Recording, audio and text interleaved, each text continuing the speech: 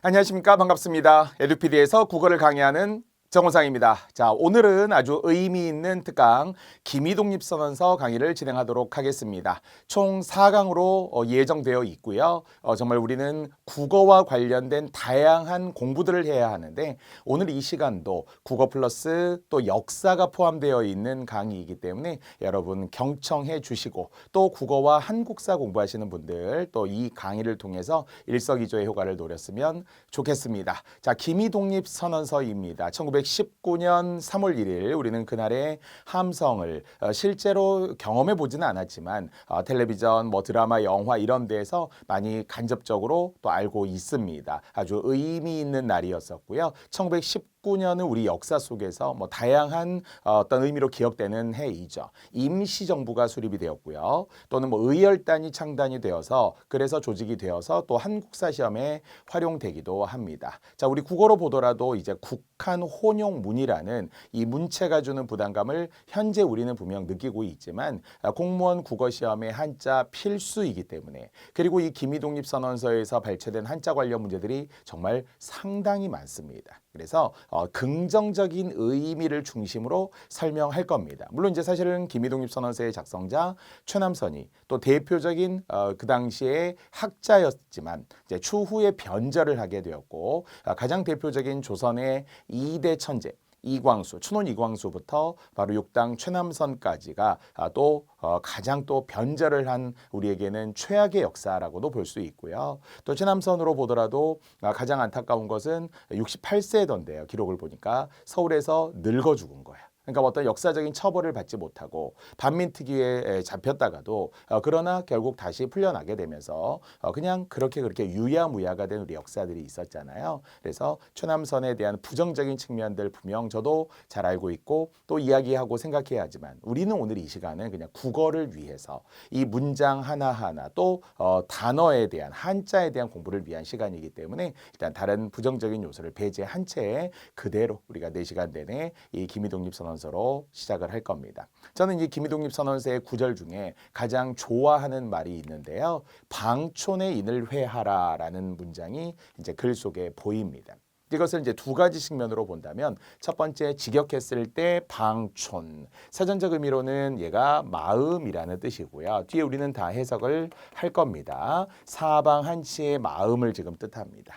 자, 두 번째 인이라는 것은 얘가 칼을 뜻하는 것인데요. 원래는 이 점이 없으면 칼 도자잖아요. 근데 여기 이제 이렇게 점이 있으면서 칼 인자가 되는데 뜻은 칼로서 같습니다. 자, 그래서 직역을 하면 마음의 칼을 품다, 품을 회자기 때문에 품을 회, 품어라 이제 이 말의 취지가 첫 번째 마음의 칼을 품는다. 그러면 마음의 칼이라는 게 우리가 칼을 다 마음으로 갈고 있잖아요. 여러분의 의지, 잘하고 싶어하는 의욕, 그러나 또 반드시 포기하지 않아야 되는, 도전해야 되고 이루어내야 되는, 성취해야 되는 과정 속에 다 마음의 칼을 갈고 있는데요. 이것을 이제 진짜 시험으로는 굳은 결심이라고 합니다. 그래서 결과적으로 굳은 결심을 품는다라는 것이 굳은 결심을 한다는 거니까 저 역시도 제 자신이 흔들릴 때 성장기에도 그렇고 지금도 우리 사람들은 늘 매일매일 흔들리죠. 그런데 그럼에도 불구하고 우리는 마음에 칼을 품어야 된다. 굳은 결심을 해야 한다라는 말이 저에게 또 기억에 남고요. 이 안에 숨어있는 수사법 A의 B, A는 B다의 은유법으로부터 비롯하여서 이것을 굳은 결심이라고 이제 해석을 했을 때 다양한 시험 문제 가능하니까 오늘 기미독립선언서의 시작 방촌의 인을 회하라. 또 끝날 때에도 마음에 남는 방촌의 인을 회하라 이런 이제 구절이 있었으면 좋겠습니다. 자, 지금부터 우리는 이제 기미독립선언서의 이제 의미들을 물론 이제 쭉 따져보되 이제 1919년이 결국 첫 번째 그러면서 2019년에 우리나라에서 대대적으로 임시정부 수립 100주년이면서 기미독립선언서와 관련된 100주년이다 이렇게 해서 전 국민이 이렇게 낭독하고 그렇게 또 뭐 국가에서도 이제 의미를 부여하던 행사들이 있었고요. 또 과거에 2021년에도 각 또 지자체 등에서도 기미독립선언서의 102주년 10주년이다 이래서 릴레이 낭독들을 하곤 했었습니다. 그러니까 그만큼 우리가 항상 과거를 잊은 민족에게는 미래가 없다라는 단재 신채호 선생님의 이야기로 이제 알려져 있어요. 뭐 진위 여부는 모르지만 그래서 결국 김이독립선언서가 현재도 유용하다, 현재도 다양하게 활용되고 있다라는 것을 생각하셔서 의미 있게 공부했으면 좋겠습니다. 자, 저는 이제 표면적으로 세 가지 공부법이라고 생각을 하는데요. 첫 번째는 각 단락의 중심 내용을 파악하는 것입니다. 자, 우리가 국어로 보자면 이제 비문학에 나오는 문제 유형 중에 하나가 중심 내용인데요. 글 전체의 중심 내용을 묻기도 합니다. 그리고 부분적인 가나다라 이렇게 각 단락의 중심 내용을 묻기도 하는데요. 김독립선언서는 잠재적인 시험 문제 14개의 단락에 각각 해당하는 중심 내용들이 있어서 저는 가능하면 암기하자. 그러니까 이제 어떤 마음가짐 자체가 배운다, 듣는다 뭐 이런 것보다도 외우는 거죠. 그래서 좀 더 한 발 다가오시고 적극적으로 임하셔서 확실하게 14개의 단락을 좀 순서대로 외울 수 있었으면 좋겠고요. 물론 외우지 않더라도 잘 들으시다 보면 자연스럽게 이제 이해할 수 있습니다. 자, 두 번째는 단어 해석인데요. 역시 단어가 모여 문장을 이루는데 국한 혼용문이라고 했기에 지금 잘 쓰이지 않는 어휘들도 있고 또 딱 보았을 때 한자 표기 때문에 부담되는 경우들이 있거든요. 그래서 공부하자는 거예요. 단어 해석이 있고요. 자, 무엇보다도 국한 혼용문이라는 점에서 한자를 공부할 수 있는 아주 중요한 교과서 역할을 합니다. 실제 기출문제도 많이 나왔다고 했어요. 그래서 최소한 50단어 또는 50 한자어들을 오늘 그 플러스 알파이겠지만 공부하고 또 이것이 우리 이론서에도 들어있고요. 강의 노트에도 들어있습니다만 오늘 김이독립선언서만을 위해서 또 공부하시는 분들에게도 50개의 어휘를 또 간단하지만 표로서 정리해 드렸고요. 전문 해석에서 또 공부해서 찾아보실 수 있습니다. 어쨌든 한자의 표기부터 도금까지 시험용 한자 공부 어떻게 할까요? 고민하신 분들, 저 한자 몰라요 이러시는 분들은 이 김이독립선언서 강의를 들으면서 폭발적으로 늘고 한자 진짜 어려웠지만 재미있었어요. 다들 이렇게 이야기하는 좋은 강의니까 잘 들으셨으면 좋겠습니다. 자, 이제 첫 번째 전체 이제 내용 정리인데요. 김인연의 선언한 이제 독립 선언이 되겠죠. 자, 갈래는 글의 종류를 논설문이라고 볼 수 있고요. 선언서기 때문에 선언문이라고 할 수 있고요. 일상적으로 사용하는 글, 실용문이라고 합니다. 물론 이제 설명문이나 논설문 자체가 이미 실용문이라고도 하고요. 또는 그런 의식에서 행사에서 결국 낭독한 글이기 때문에 선언서, 그래서 식사문이라고 이야기합니다. 그래서 이제 김이독립 선언을 보통 이제 그 당시에 이제 탑골공원이죠. 탑골공원에서 낭독했다 이렇게 알려져 있습니다. 자, 문제는 국한문 혼용체, 줄여 국한혼용체라고 하는데요. 이제 시험에 출제되었던 명칭은 한주 국종체라는 말이 나온 적이 있었어요. 즉 한문을 중심으로 하고 국어는 따르는 듯한 문체. 그래서 한주 국종체라는 것이 결국 좀 어렵다라는 거예요. 지금은 현실적으로 보면 한주 국종체는 바람직하지 않죠.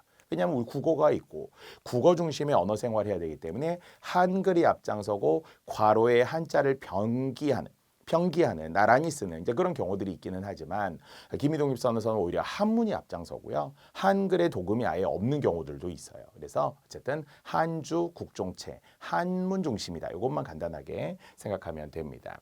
자, 당연히 선언문이기 때문에 이것을 문어체라고 하고요. 이제 물론 문어체의 반대를 구어체라고 하는데 그냥 우리가 밥 먹었니? 어디 가니? 이렇게 말하는 건 이제 구어체고요. 이제 글에서 사용하는 약간 딱딱한 문체들. 더더구나 예스러운 문체, 그것을 의고체라고 합니다. 예고자를 기억하면 되고요. 어문 규정, 예스러운 것이 아니라 예스럽다. 예라는 명사에 전미사 스럽다가 결합하여서 예스럽다라는 이제 형용사가 된 거죠.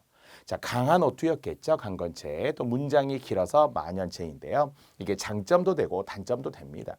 좀 간결 명료해야 하는 간결체의 어구가 또 이런 식사문 또는 이런 행사의 의식에 어울리는 문장이라고 말하기도 하고 또 그러나 쉼표. 저 어렸을 때는 막 어린이 웅변대회 막 이런 거 있었거든요. 그래서 막 이 꼬마 막 힘차게 외쳐요. 막 이렇게 저는 직접 하지는 않았습니다만 그러나 그런 웅변대회들을 보면서 와 정말 어린아이들인데 북한에서도 막 그런 거 있잖아요. 막 정신훈련하고 막 이런 것들 때문에 막 강한 톤으로 이야기를 하는데 쉼표 뭐뭐하고 뭐뭐하였으니 뭐뭐하여서 이렇게 문장이 좀 길어질 때가 있어요. 만연체 문체이고요. 자, 논리적이며 설득적이며 선동적이며 의지적이다. 뭐 당연한 어떤 글의 내용으로 저희는 성격으로 보입니다. 자, 표현상으로 장중하고 강건한 어조, 우리 민족의 결의를 밝히게 되고. 자, 논리적 비약이나 과장 없이 객관적 사실에 근거하여 서술하였다. 여기 이제 보통 논설문은 주관적인 게 맞아요. 주장을 하는 거니까요. 하지만 근거라는 것은 주로 객관적인 근거라는 말을 하죠. 근데 이제 아무래도 독립선언서기 때문에 우리는 나라를 빼앗긴 입장에서 강한 어투로 사실은 감정적으로 말할 수도 있거든요. 가해자가 있고 피해자가 있는데 피해자 입장에서 막 논리적으로 말하고 너가 막 사과해 줬으면 좋겠어. 막 이렇게 부탁하고 하지는 않잖아. 너 왜 그랬어? 너 빨리 사과해. 이렇게 우리가 사실은 당당하게 이야기해야 되잖아요. 그러나 이제 학자적인 글로서 이것은 거듭 독립운동가 민족대표 33인의 글이 아니라 학자인 최남선이 써주다 보니까 온건한 독립선언서예요. 논리적으로 쓰려고 매우 노력을 합니다. 이성적으로 말하려고 노력을 합니다. 그래서 결국 추후에는 실패한 독립선언서다라는 평가를 받기는 하지만 어쨌든 그것을 글의 성격으로 보면 객관적 사실에 근거하여 서술했다. 감정이나 뭐 어떤 비약 없이 이렇게 갔다는 거고요. 다양한 수사법들이 있었어요. 사실은 이미 벌써 우리는 방촌의 인을 회하다의 방촌의 인이 은유법이라고 했잖아요. 사실 원래 논설문이라고 간주한다면 논설문은 이런 비유법이 많으면 안 돼요. 그런데 이 글에서는 결국 일제강점기를 겨울이라고 보고 또 우리가 다가올 독립의 그날을 결국 봄이라고 보면서 겨울이 가고 이제 봄이 왔도다 이렇게 이제 희망적인 선언문이었는데 비유적인 표현들이 사이사이에 많이 있습니다. 문장이 길었기 때문에 열거된 내용. 또 문장이 길더라도 짝을 주기 위해 A는 뭐뭐하고 B는 뭐뭐하며 이렇게 이제 짝을 주는 대꾸법 많고요. 역시 영탄문으로서 우리 민족의 결의를 촉구하는 그런 표현들이 있습니다. 자, 1933년 한글 맞춤법 통일한 이전이기 때문에 이것을 어문 규정으로 보면 안 돼요. 우리가 보면서 이게 맞춤법이 그건 아니고요. 그때는 그렇게 썼던 다시 한번 1919년 당시는 1933년 이전이기 때문에 이제 예전 표기법이 있다는 걸 감안해서 보라는 겁니다. 자, 주제 전체적으로 한번 외워볼까요? 조선 독립의 선언과 민족의 결의 촉구. 그러니까 이제 긴 글일수록 역시 단순한 하나의 주제로 끝나기보다는 A와 B, 뭐뭐와 과 B 이렇게 되어 있는 경우들이 많죠. 그래서 일단 두 가지로 나눠본 거예요. 첫 번째, 조선 독립의 선언. 그러니까 독립선언서가 되겠죠. 조선 독립의 선언과. 자, 두 번째는 민족의 결의 촉구죠. 누가 결의를 해야 돼요?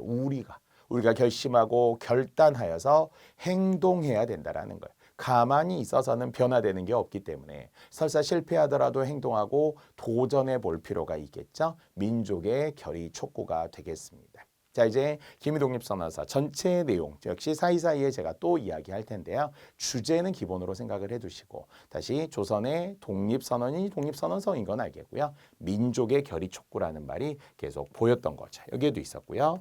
여기에도 있었습니다. 자, 그리고 강조했던 각 단락의 중심 내용. 여기서 5분 저랑 강의 제가 더 해드릴 거고 5분 저랑 같이 더 공부해 봅시다. 자, 이제 14개의 단락 숫자 14번까지 보았고요. 자, 이제 비슷비슷한 말들이 나오죠. 독립선언의라는 말만 지금 4번 등장을 하고요. 독립의라는 말도 나오고요. 또 독립과 관련된 의가 여기 한 번 더 보입니다. 그래서 비슷하면서도 다른 거고요.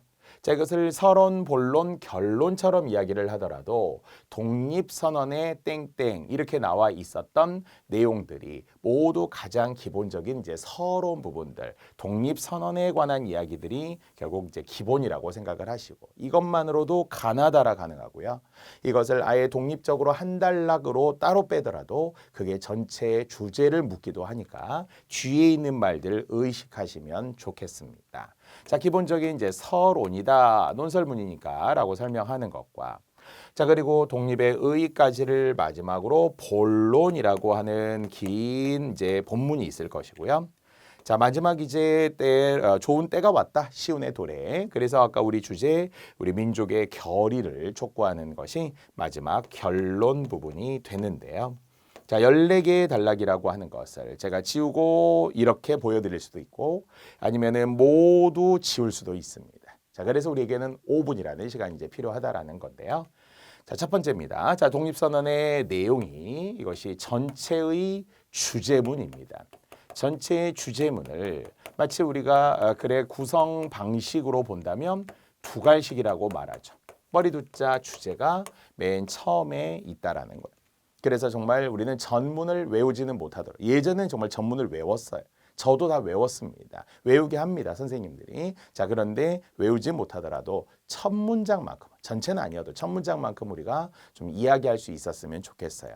5등은 자애아 조선의 독립국인과 조선인의 자주민임을 선언하노라 그래서 어떤 거예요. 5등은 자애야. 우리들은 이 시점에서 우리 조선이 독립국임과 그래서 원래 주제가 두 가지거든요. 첫 번째 조선이 독립국이다. 조선이 독립국이다. 당연하고요. 조선인은 자주민이다라는 거예요. 그래서 조선이라는 나라로도 설명하고 조선인으로도 설명하죠. 우리는 대한민국에 살고 있는 대한민국의 국민이잖아요. 그래서 그렇게 두 가지를 나라와 국민으로 두 가지로 나누어 생각하는 그런 마음. 이게 이제 주제에 대한 안정성이죠. 또 균형 있게 이제 잘 되어 있는 거예요. 5등은 자애아 조선의 독립국임과 조선인의 자주민임을 선언하노라. 자, 이렇게 이제 첫 문장은 우리가 시작을 했으면 좋겠고요. 이것을 내용이라고 합니다. 각단락의 중심 내용이라는 말로도 나오듯이 주제문이 그 내용이 되겠고요.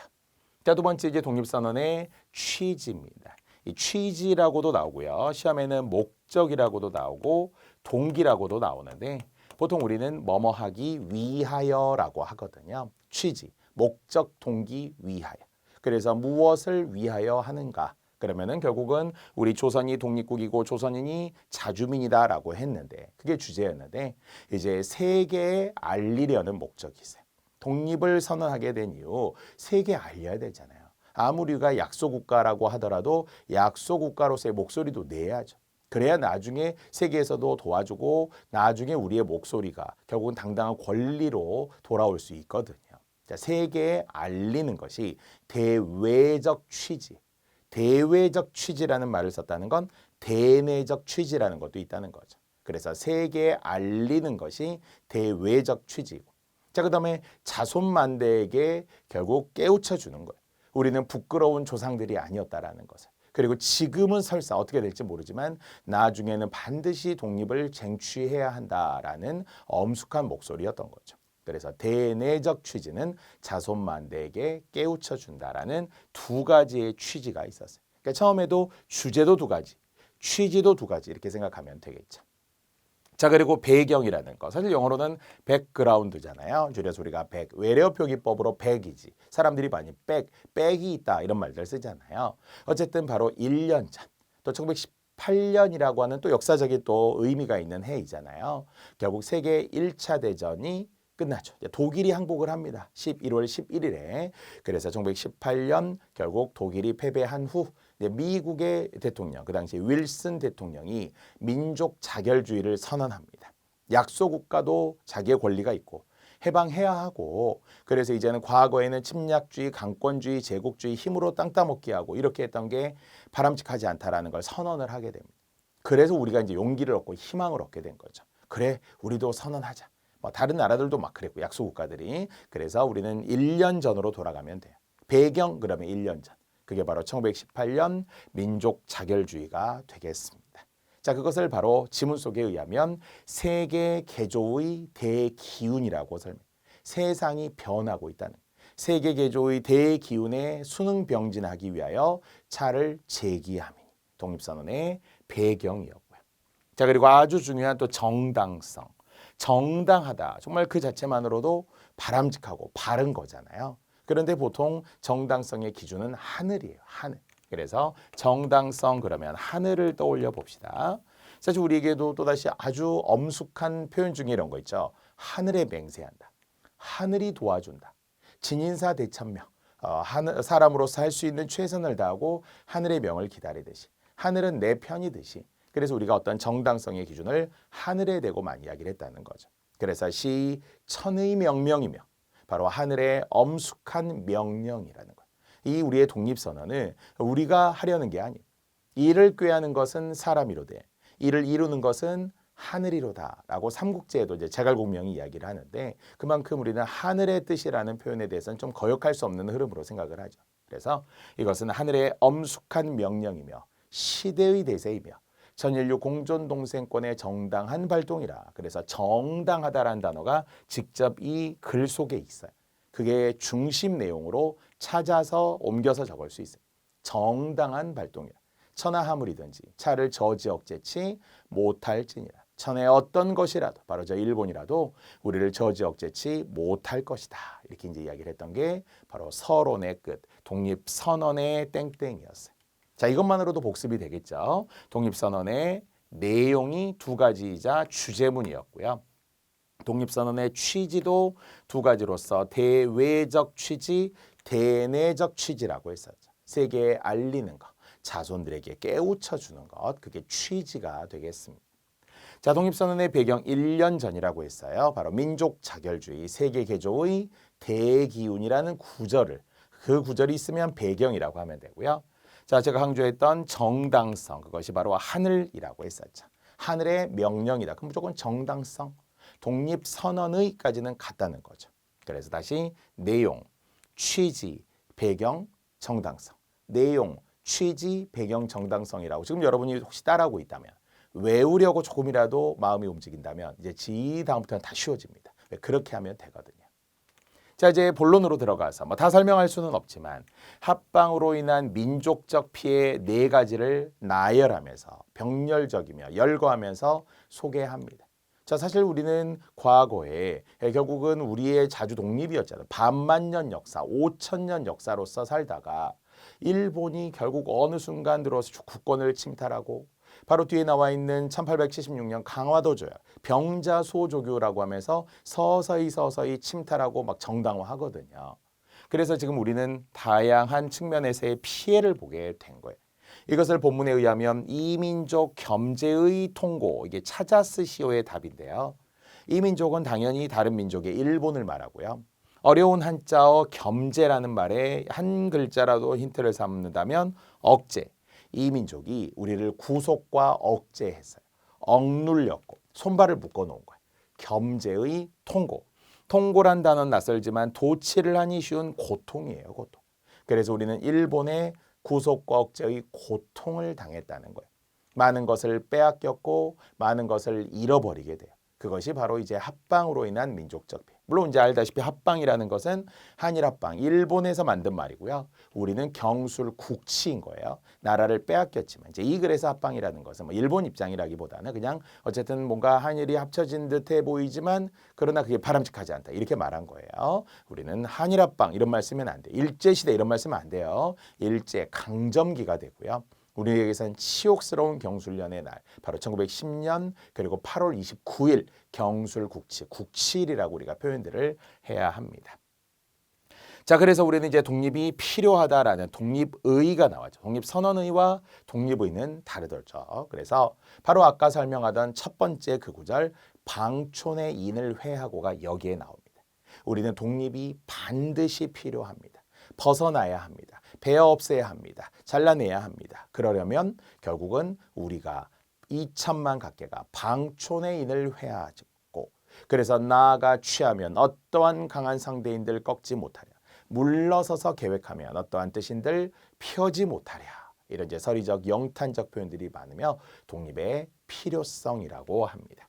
뭐 풀면 독립이 필요하다. 왜? 뭐뭐 하려면, 없애려면 독립이 필요하다. 이렇게 이야기를 하고 있었고요. 자, 또 비슷한 말이 우리의 땡땡이라는 게 또 이어지기는 하는데요. 앞이 훨씬 더 중요하긴 합니다만 우리의 자세나 우리의 입장은 거의 비슷한 거죠. 자세, 또 우리의 입장, 우리의 태도 이런 건데요. 그다음에 이제 핵심 내용은 우리의 자세 부분에서 중심 내용을 통해서 관용적 태도를 보입니다. 그래서 병자소조교 이래 시시종종의 금성맹약을 식하였다 하여서 일본의 의리가 없음을 책망하려 아니하노라. 뭔가 우리가 용서하겠다는 거예요. 질책하지 않겠다는 거예요. 다시 한 번 더 온건한 기미독립선언서 이유 용서합니다. 피해자 입장에서 먼저 용서하겠다고 하는 것은 사실 바람직하지 않죠. 미국의 제퍼슨이 작성했던 미국에도 독립선언서가 있죠. 사실 우리로는 바로 3.1운동 이전에 있었던 일본 동경 유학생들이 바로 2.8 독립선언서를 통해서 춘원 이광수가 작성을 했던 이 2.8 독립선언서에 훨씬 더 강하고 힘 있는 목소리가 많은데 3.1운동의 이 독립선언서는 좀 온건했다라는 비판이 여기에도 좀 있습니다. 왜? 결국 좀 관용적인 태도. 가해자는 사과도 하지 않는데 피해자가 알아서 용서해 준다라는 것이 지금 우리의 시선으로 좀 맞지 않는 부분은 있습니다. 어쨌든 관용적인 태도를 보이면서 뒷받침합니다. 용서하는 그 이유에 대한 왜냐하면이라는 그 이유에 대한 걸 설명합니다. 왜 용서해 준다고요? 자기를 책려하기에 급한 오이는 타의 원우를 갖지 못하노라. 우리를 지금 채찍질하고 격려하기에 급하기 때문에 남을 원망하거나 탓할 겨를이 없다는 거예요. 현재를 주무하기에 급한 오이는 과거의 숙석의 징변을 갖지 못하노라. 바로 그렇기 때문이다라는 것. 우리 현재 해야 될 일이 많기 때문에 과거의 잘잘못을 따질 겨를이 없다는 것. 물론 이론적으로 맞다는 거예요. 논리적으로 이성적으로 맞다는 거예요. 우리가 지금 내 코가 석자기 때문에. 오비삼청, 내 사정이 급하기 때문에 할 일이 많아요. 하지만 지금 가해자 쪽에서는 미동도 하지 않는데 뭐 현재 일본 한일 관계 이런 거 보더라도 약간 역사가 계속 이어지고 있다는 느낌이 있어요. 걔네들이 오히려 당당하고요. 우리가 막 사과해 빨리 발표해 뭐 미래지향적인 태도를 위해 너희들이 계속 우리가 약간 사정하고 있는 듯한 느낌이 없잖아 있거든요. 물론 지금 이 강의 이후에 또 어떻게 변했을지는 모르지만 그래서 당당하게 우리가 좀 사과하세요 이렇게 요청할 때도 있어야 되는데 이 글에 의하면 봐줄게. 내 사정이 급하니까 용서해 줄게 라고 지금 하고 있습니다. 이것을 우리의 자세, 입장 두 개 묶어도 돼. 왜? 일반적 진술의 뒷받침 내용이 각 단락으로 나오기 때문입니다. 자, 그래서 우리의 소임, 이 소임이라는 말도 공무원 사회에서는 되게 중요한 단어잖아요. 맡은 바 소임을 다하겠다. 공무원으로서 자격이잖아요. 공무원으로서 소임을 다한다. 이걸 소임을 다른 말로 한 글자만 활용해도 임무라는 거죠. 임무. 책임, 풀면 의무죠. 마땅히 해야 할 일입니다. 그래서 지금 금일 우리의 소임은 우리의 할 일인 거예요. 우리 자신을 위해서 지금 해야 할 일인 거였기 때문에 아까처럼 일본을 탓하거나 원망하고 질책하고 이런 거 하지 않겠다. 다만 우리의 건설이 있을 뿐이다 하는 우리의 소임과 또 일본 대외적, 우리 대내적 대외적이 두 번 나오죠. 앞에 취지에서도 있었잖아요. 세계만방에 알리는 대외적 취지와 자손만대에게 깨우쳐주는 대내적 취지도 있었어요. 그래서 여기서는 대외적인 소음이라는 거예요. 일본 너희들도 좀 잘 봐라. 특히 일본 국민, 우리가 싫어하는 건 일본 국민을 싫어하는 건 아니잖아요. 일본의 오익 정치인들, 일본의 그런 정치 체제들, 뿌리 깊게 내려온 과거로부터 그런 관료 사회의 이런 한국에 대한 어떤 인식들 이런 게 이제 잘못된 거죠. 일본 사람 한 명 한 명 보면 그렇게 나쁘지는 않다라고 저는 생각을 하거든요. 그런데 어쨌든 여기에서도 일본 사람들 너희들도 고통받고 있지 않느냐. 이토 히로부미부터 비롯하여서 결과적으로 이제 우리는 물론 안중근이 이토 히로부미 저격하기도 했지만 1909년도에 어쨌든 그렇게 일본의 정치인들 쭉 보아라. 그런 제국주의, 침략주의 등에 의해서 결과적으로 일본 사람들도 고통받고 있다. 그러니까 너희들의 고통을 우리가 없애주겠다. 사실 떡 줄 사람도 생각하지 않는데 김치국부터 마시는 거예요. 쥐가 고양이를 생각하는 격이 되겠죠. 하여튼 약간 그런 느낌이긴 한데요. 자, 우리의 소임은 대외적 소임, 대내적 소임 등이 있다 이렇게 말했고요. 자, 그래서 일본 집단 전체를 말하는 거죠. 일본 너희들은 똑바로 보아라, 관하라. 지금 벌써 우리 사이가 안 좋아지고 있지 않느냐. 너희들로 인해서. 그래서 명지할 것 아닌가. 분명히 알아야 한다. 지금의 이런 원한으로 인한 틈이 거익심조하게 된다. 갈수록 깊어지기 때문에 결국 너희들이 지금 정신 똑바로 차려야 한다. 현실을 직시하라 이렇게 말하는 거죠. 자, 이제 또 중요한 마지막에 독립의 의의라는 말이 있는데요. 놀랍게도 의의라는 말을 잘 모르시는 분들이 있어요. 의의가 뭐냐? 그럼 의의라는 것은 가치, 장점, 좋은 점이잖아요. 뜻이라고 생각하는 분들이 있어요. 의의가 정의와 의의는 전혀 다르죠. 그래서 의의라는 것은 이제 우리의 독립에 좋은 점이 있다라는, 누이 좋고 매부 좋고 그러면서도 점층적으로 좋다라고 이야기하기를 첫 번째 우리가 좋겠죠. 우리 조선인으로 하여금 뭔가 우리가 정당한 번영을 이루게 할 수 있어. 그러니까 우리는 당연히 독립을 하면 좋겠죠. 하지만 일본 너희들도 좋다는 거야.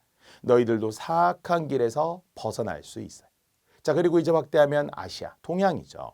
동양도 청일전쟁 이후에 지금 일본과 결국은 청나라 전쟁 이후니까 중국도 너희들을 경계하고 있고 그러다 보면 결국은 안에서 동양 안에서 싸움이 더 크게 번질 수도 있다라는 거죠. 이러면 이제 결국 공도동망 다 망하는 거죠.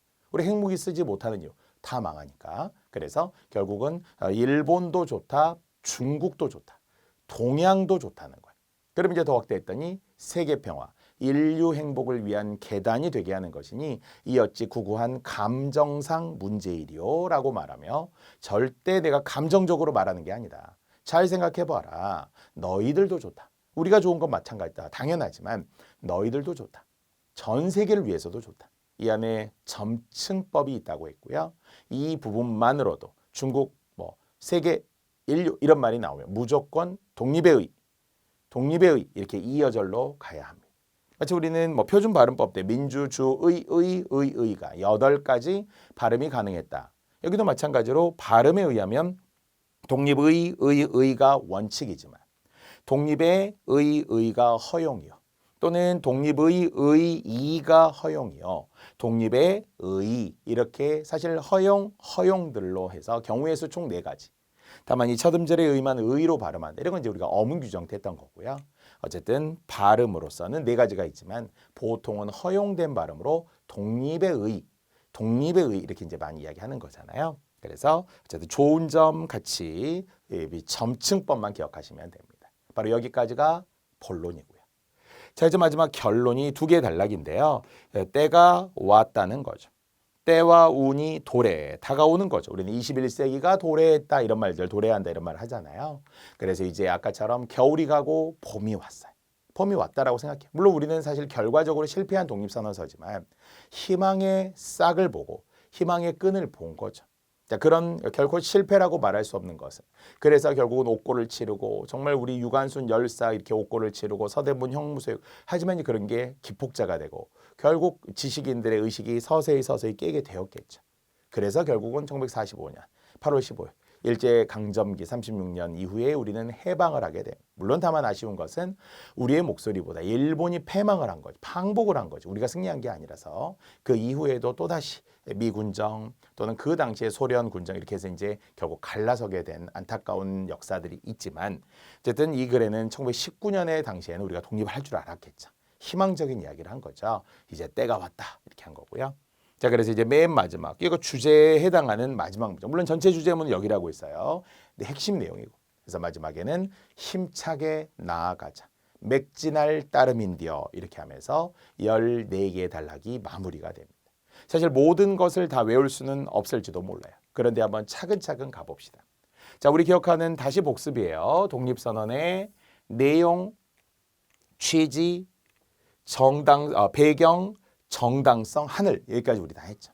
자, 그다음에 우리 뭐라고 했다고요? 합방으로 인한 민족적 피해. 합방으로 인한 민족적 피해. 그래서 이민족 겸제의 통고. 자, 독립의 필요성에 방촌의 인을 회하고라는 게 있었다고 했었죠.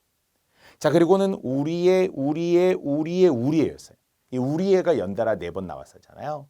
그런 의미에서 우리의 자세, 우리의 입장, 우리의 소임 2가지였었죠. 그래서 대내적 우리의 건설이 있고 일본 너희들도 사학관계에서 벗어날 수 있게 되는 것이다. 그래서 우리는 독립을 해야 한다라는 거죠.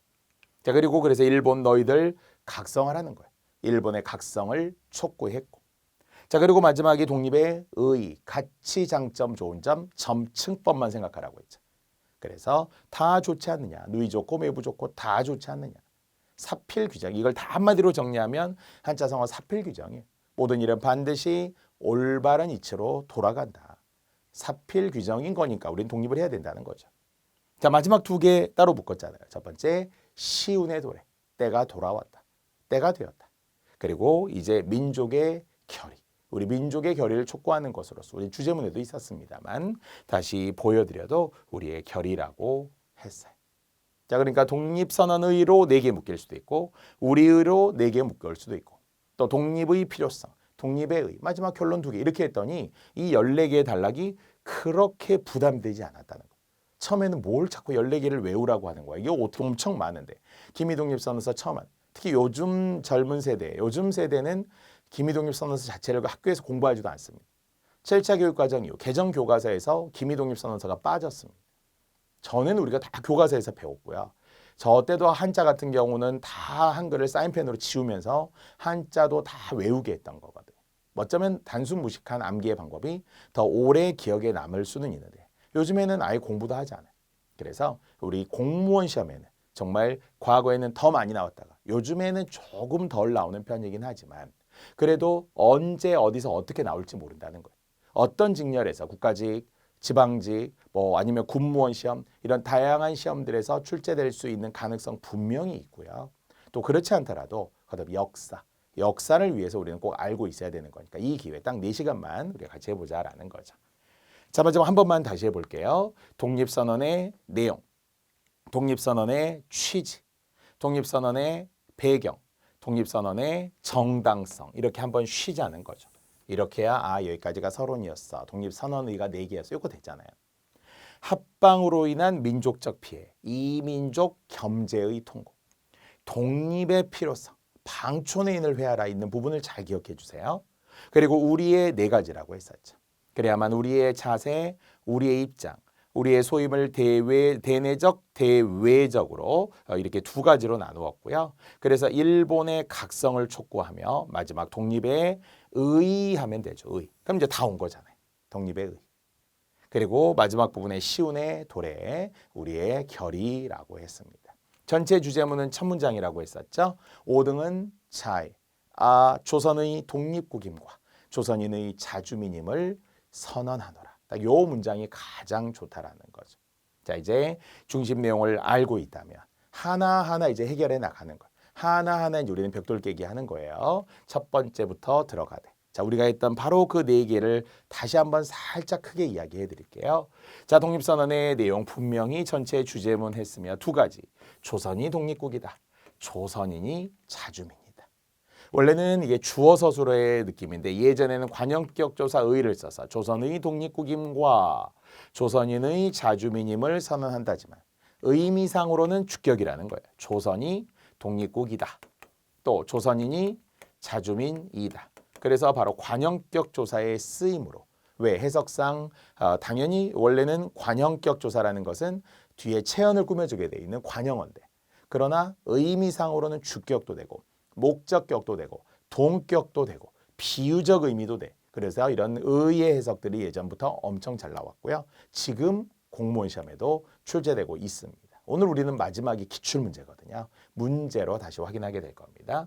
주제에 있는 독립선언의 내용.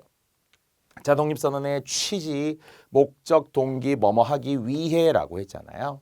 공무원 면접의 1번이 지원 동기라고 하니까 뭐뭐 하기 위해 지원했을 때도 2가지죠. 결국은 개인적으로는 우리는 자아실현이에요. 사회적으로는 공익에 봉사하는 거예요. 자, 이런 것들이 결국은 2가지의 취지, 목적, 동기, 뭐뭐 하기 위해 지원 동기여야 하거든요.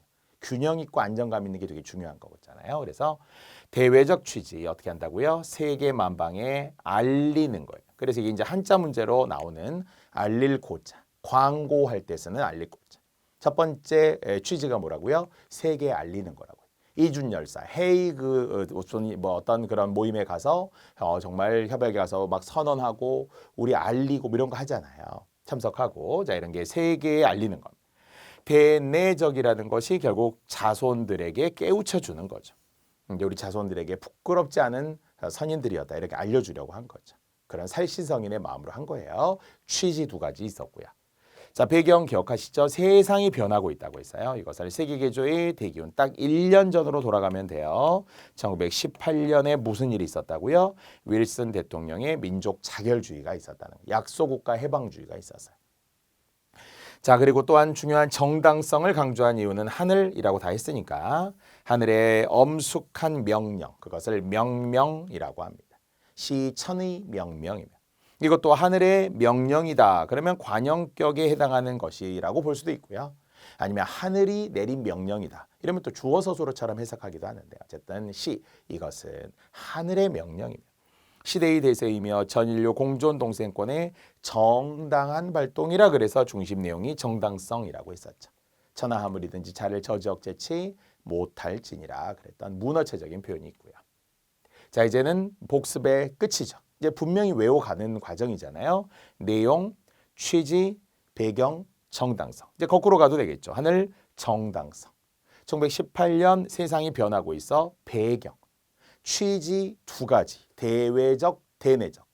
그리고 주제, 독립선언의 내용이라고 했었던 거죠.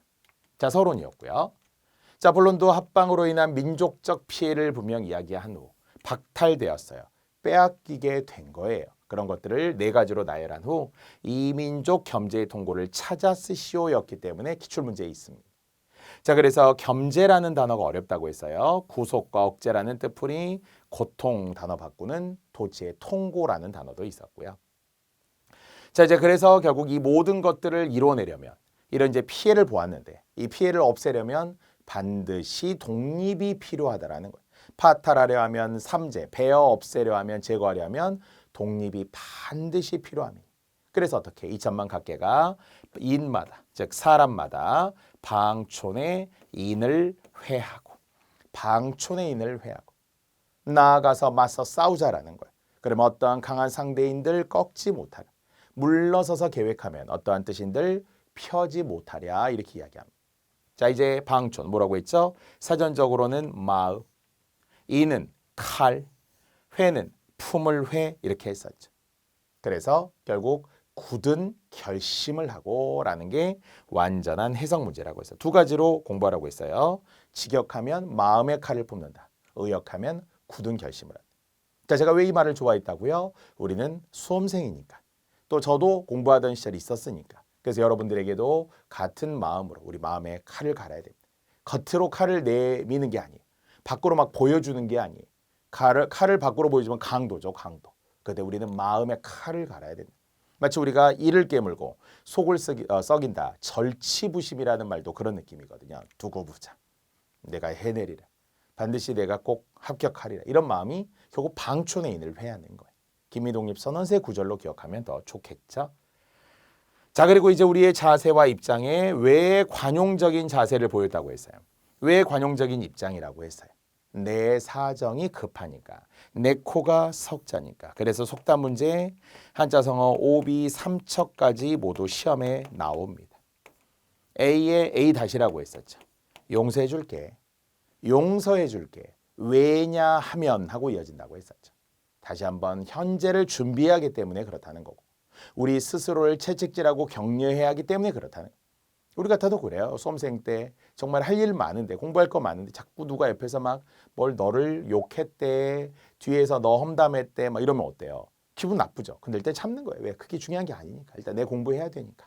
그래서 용서해 줄게 였다라는 것 우리의 자세와 입장입니다. 자, 그리고 그래서 우리가 또 갔어요. 합방으로 인한 민족적 피해, 독립의 필요성, 우리의 자세, 우리의 입장. 이제 계속되죠. 그리고 우리의 소임이라고 했죠. 본문에는 오인의 소임이라는 이어절 찾아 쓰셔도 되고요. 임자로 연결하는 어휘의 감각이라고 해서 오늘도 통고 그러면 고통 이렇게 쉽게 바꿔서 이해하듯이 소임 그러면 임무 그러면 금방 연결이 되죠. 마땅히 해야 할 일이라는 거죠. 우선 우리가 대내적으로 해야 할 일이 있고 대외적으로 일본 너희들을 위해서도 우리가 어떤 역할을 해줄게 이런 거예요. 자, 그래서 일본 너희들은 똑바로 보아라. 볼관자. 명지할 것 아닌가. 명지. 똑바로 안다는 거예요. 분명히 알아라. 일본의 각성을 중. 여기서 말하는 일본 정치인들에게 이제 이야기하는 거겠죠. 야, 너희들 욕심 부려서 제국주의, 침략주의로 지금 다 고통받고 있지 않느냐. 지금의 바로 이 현실을 직시하여라. 이렇게 이야기한 거죠. 자, 그리고 아주 중요한 별표 3개 있네요. 왜냐하면 의라는 말이 중요해서도 있고요. 점층법의 이 구절들이 매우 논리적으로 좋아 보이기 때문입니다. 자, 이 발상은 예전 그 당시의 지식인들의 발상이기도 했었고 그 이후에 이어지는 백범일지, 김구 선생님, 민족주의자 김구 선생님도 똑같은 이야기를 백범일지에서도 합니다. 나의 소원에서도 합니다. 그래서 우리의 독립은 바로 나 자신, 우리를 위해서만이 아니다. 여기서는 우리 조선을 위해서도 좋지만 일본을 위해서도 좋고 중국, 바로 동양으로 확대해서 4억만 진화인 중국인들을 위해서도 좋고 이제 세계 평화, 인류 행복에 필요한 계단이 되게 하는 것이다 라고 해서 점층법의를 외우라고 했습니다. 자, 이제 우리의 이어지는 두 가지 소임이라는 단어 그대로 외우라는 그대로 명시적으로 보이기도 합니다. 지문 속에. 그리고 일본의 각성을 촉구하고 마지막 이제 독립의 의의라고 했죠. 그래서 독립의의는 필요성 의의가 두 가지고요. 독립선언의의는 서론의 네 가지였던 것이죠. 내용, 다시 취지, 배경, 정당성 이렇게 됐었죠. 자, 이제 결론이 두 가지. 그러니까 본론의 끝까지 오면은 결론은 진짜 딱 두 개밖에 없으니까 아, 이제 다 왔구나. 아, 별거 아니구나 이런 생각을 하게 되죠. 그렇게 암기를 하는 거예요. 작게 시작을 하고 반복된 거 외우고 그러다가 중간만 넘어가잖아요. 끝에 마지막 암기들에 대해서는 좀 자신감이 생겨요. 탄력이 붙기 때문에 시운의 도래. 이제는 겨울이 가고 봄이 왔다. 이렇게 비유적 표현을 통해서 원관념, 보조관념의 은유법. 여기에는 이제 은유법도 보이고요. 김희동립 선생의 뭐 대꾸법 있다고 있잖아요. 또는 대유법 같은 거. 그래서 부분이 전체를 대표하는 뭐 이런 것들도 뒤에 나옵니다. 자, 마지막이 우리의 결이라고 해서 주제 속에 포함된 구절이었고요. 그렇다고 이걸 전체 주제로 보는 건 아니라고 했어요. 첫 문장이 전체의 주제. 왜 구체적인 내용이니까. 조선이 독립국이다. 조선인이 자주민이다. 이게 주제였다고 했고요. 이제 힘차게 나아가자. 힘차게 나아가자. 아까 우리 어린이 웅변대회 초등학교 했잖아요. 그걸 예로 들었듯이 이 꼬마 힘차게 외쳐요. 이렇게 하면서 끝납니다. 뭔가 이제 결의하듯이 맥진하자. 자, 그래서 이제 원래는 김희독립선언서 여기서 딱 끝납니다. 그런데 역사적으로 1919년 3월 1일로 돌아가면 이렇게 학자에게 이제 의뢰를 했어요. 돈을 주고 의뢰를 한 거겠죠. 써주세요. 최남선이 알겠다. 써주겠다. 그래서 이제 민족대표 33연에 참여하라고까지 말하기도 했어요. 그 자리에도 참석도 해주고 혹시 그렇게 이름을 써줄 수 있느냐. 근데 최남선이 거부했어요. 나는 학자이지 독립운동가가 아니다. 그러니까 그때부터 약간 몸을 사린 거예요. 그래서 알았다. 어쨌든 글이라도 써줘라. 너가 글 잘 쓰니까. 아까도 이미 우리는 2대 천재 또는 3대 천재라고 불리기도 합니다. 벽초, 홍명희를 포함 임꺽정을 쓴 그래서 홍명희도 있어요. 그러나 이제 변절한 이광수, 최남선에 대한 아쉬움들을 우리가 또 많이 이야기합니다만 그래서 33인에는 이름을 올리진 않고 그냥 작성자가 이제 최남선일 뿐인데 자 이제 만에 한용운 선생이 딱 그 글을 받아보니 너무나 온건하고 아쉬움이 있어요. 그래서 최남선에게 부탁을 했어요. 좀 수정해달라. 이게 조금 우리가 원하는 방향이 아니다. 우리 이제 외칠 거다. 총 맞아 죽을 수도 있는데 이 온건한 독립선언서는 좀 미흡하다. 그랬더니 최남선이 싫다. 난 내가 딱 원하는 대로 그냥 돈 받고 이 정도 써줬으니까 니네가 고치든지 알아서 해라. 나는 여기까지다 하고 이제 거의 뭐 쫓아내다시피 해. 그래서 한용운 쌤이 이건 안 되겠다 해서 뒤에 공약 3장을 덧붙입니다. 물론 뭐 이광수가 조금 이제 손을 봤다 이런 이야기들도 있습니다. 전문에 대한. 그런데 어쨌든 추가 공약 3장은 정말 깔끔한 행동 강령이죠. 그래서 전문은 최남선이 작성을 하고 뒤에 행동 강령 세 가지는 한용운이 작성을 하게 되고 그게 오히려 더 시험에 잘 나오게 돼요. 어찌 보면 딱 세 줄일 뿐인 공약 3장인데요. 그것은 뭐 우리가 흠을 찾을 수 없기 때문에 거기에 대한 단어 문제, 해석 문제들이 시험에 나오기도 합니다. 어쨌든 이제 행동 강령이라고 했으니까 1 뭐뭐 한다, 1 뭐뭐 한다, 1 뭐뭐 한다 이렇게 합쳐서 세 가지죠. 보통 우리가 어떤 그런 행동 강령, 강령 등에 보면 1 이렇게 써 있잖아요. 1, 2, 3, 4라고 써 있지 않죠. 그 이유는 뭐예요? 각각이 중요하니까. 번호를 붙일 수 없기 때문에 1 뭐뭐 한다, 1 뭐뭐 한다. 저 어렸을 때 보이스카웃에도 이렇게 손가락 3개 들면서 세 가지 선서하고 막 하거든요. 1 뭐뭐 한다, 1 뭐뭐 한다, 1 뭐뭐 한다 이렇게 합니다. 여기도 똑같습니다. 뭐 군대에서도 그렇고요. 그래서 결국 공약 3장에 의하면 어려운 한자지만 결코 배타적 감정으로 일주하지 말라라는 말이 있어요. 이때 일주는 세계 일주를 말하는 게 아니에요. 세계 일주는 한 바퀴 빙 돌아다니는 것을 세계 일주, 전국 일주라고 하고요. 하지만 여기서 일주라는 한자를 보니까 달아날 일, 달릴 주. 그러니까 결코 엉뚱한 것으로 벗어나 달려가지 말아라. 일탈하지 말아라 이거예요. 그래서 일주가 이미 과거 지방직의 답이기도 했었고요. 한자 때문에 그랬습니다. 자, 우리는 한자 50개 최소입니다. 그리고 단어 50개. 단어라는 건 뜻풀이를 말하는 거죠. 지금 일주라는 한자는 이 한자고요. 결국 다시 한번 엉뚱한 곳으로 벗어나 달려간다. 이게 이제 그 뜻인데요. 마지막 공약 3장까지 해야 우리는 다 지식인 분들이잖아요. 고등교육을 받으신 분들이고 훌륭한 분들이고 예비 공무원으로서 이제 결국은 합격하셔야 할 분들이기 때문에 김희독립선언서 나 이거 했다라고 좀 말할 수 있는 소중한 강의를 이제 4강 하려고 합니다. 자, 이렇게 우리는 전체 중심 내용 14개를 한 번 더 시운의 도래의 계절 이야기가 그리고 우리의 결의라고 해서 이제 마지막 마무리를 했습니다. 자, 14개 단락만 설명하는데 우리 1시간 내내 갔는데요. 자, 한자성어까지 하고 본문은 잠시 후에 이제 이어질 겁니다.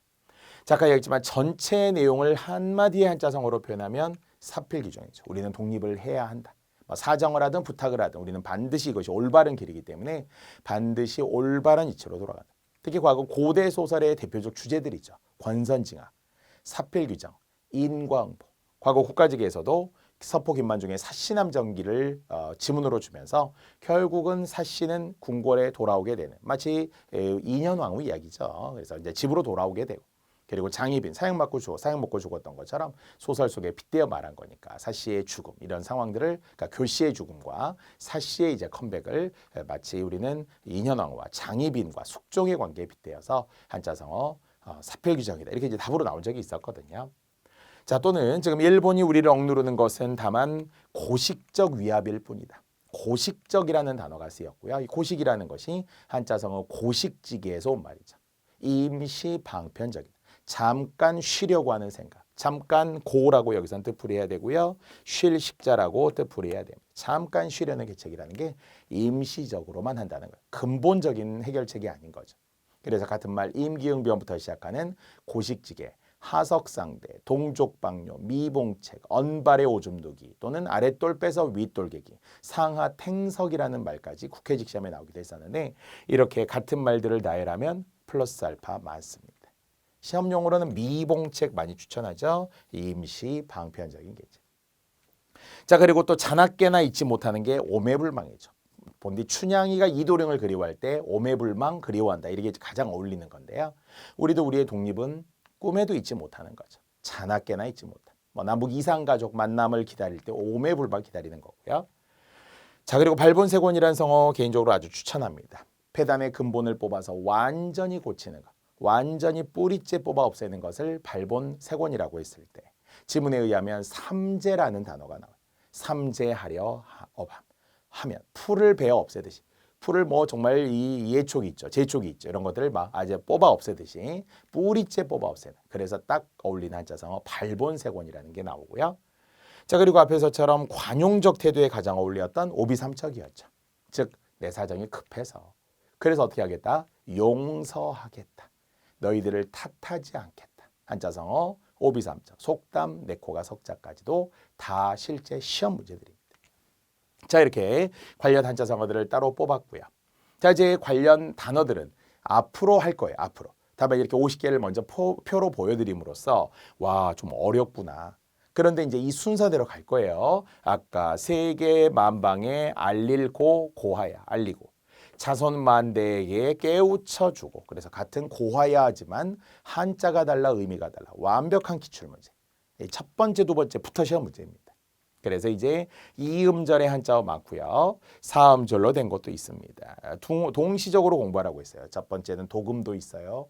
두 번째 표기도 있어요. 세 번째 뜻도 있어요. 이제 모르는 단어들 같은 경우는 그 전문에 있는 그 해석을 놓고 이게 이런 뜻이구나. 심지어는 사전을 찾아는데 있을 수도 있고요. 지금은 잘 안 쓰는 어휘라서 만든 한자어들이 많을 거 아니에요. 그래서 사전에 없는 어휘도 있습니다. 또 이미 우리는 50개를 다 하게 될 거라는 걸 생각하시고 아까 결코 배타적 감정으로 일주하지 말라. 이 49번에 있었네. 엄청 많은 숫자도 아닌데 이게 지방직의 답이었을 때 역시 공부한 학생들은 알아. 선생님 기미독립선언서 정리해 주셨던 50개 단어 중에 49번의 단어가 시험에 나왔어요. 공부를 많이 하셨다는 거죠. 49번까지 왔다는 거 다 온 거잖아요. 그래서 중간에 흐지부지 좀 어설프게 일부만 공부하지 마시고 마지막까지 마침표를 찍는 공부를 하셔야 합니다. 잠시 후에는 이제 기미독립선언서 전문을 통해 다만 이미 우리는 생각하고 있는 게 있죠. 14개의 순서. 14개의 순서대로 우리는 해나간다고 했어요. 그럼 안 배웠지만 번호 1번의 중심 내용은 독립선언의 내용이라는 것을. 번호 2번은 독립선언에 이제 이어지는 독립선언의 이제 취지, 대외적, 대내적 취지가 연달아 나올 것이라는 것을 예상할 수 있죠. 그렇게 이제 잠시 후에 이 강으로 이어가겠습니다. 자, 이제 우리는 1강을 통해서 기미독립선언서의 되게 중요성을 제가 또 여러분에게 강요하고 설득하고 세뇌시키는 거예요. 왜? 그래야 마음이 조금이라도 움직여. 틈이 벌어지잖아요. 그래서 이 강의를 들으려고 하는 그 마음, 한자 엄청 어려운데, 김희동 입서 나 잘 모르는데, 이런 부담스러운 마음을 조금 더 재미있게, 선생님 이 14개 달라고 선생님 자꾸 반복해 주시니까 좋았어요. 좀 친해진 느낌이 있어요. 라고 하면 2, 3, 4강 금방 지나갑니다. 자, 1강은 여기까지고요. 잠시 후에 본격적으로 전문 들어가겠습니다.